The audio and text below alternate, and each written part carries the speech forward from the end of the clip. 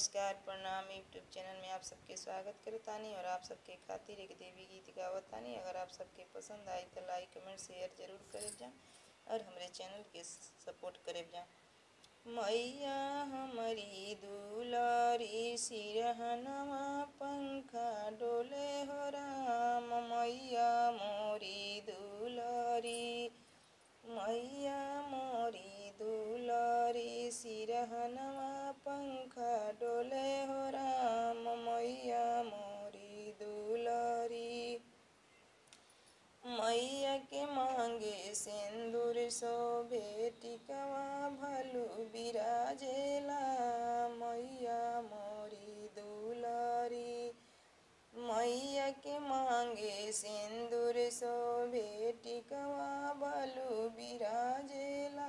मैया मोरी दुलारी, सिरहनवा पंखा डोले हो राम। मैया मोरी दुलारी, मैया के डाढ़े चुनरी शोभे लहंगा भलू बिराजेला।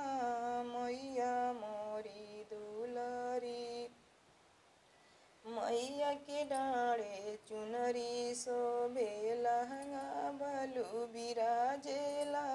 मैया मोरी दुलारी, सिरहनवा पंखा डोले हो राम। मैया मोरी दुलारी, मैया मोरी दुलारी, सिरहनवा पंखा डोले हो राम। मैया मोरी दुलारी, मैया के हाथे चूड़ी शोभे कंगन भलू बिराजेला।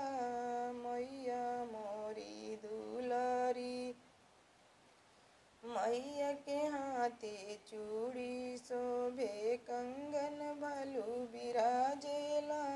मैया मोरी दुलारी, सिरहनवा पंखा डोले हो राम। मैया मोरी दुलारी, मैया के पैरे बिछुआ शोभे छागल भलू बिराजेला।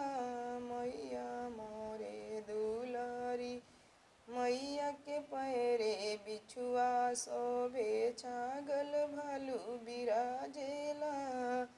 मैया मोरी दुलारी, सिरहनवा पंखा डोले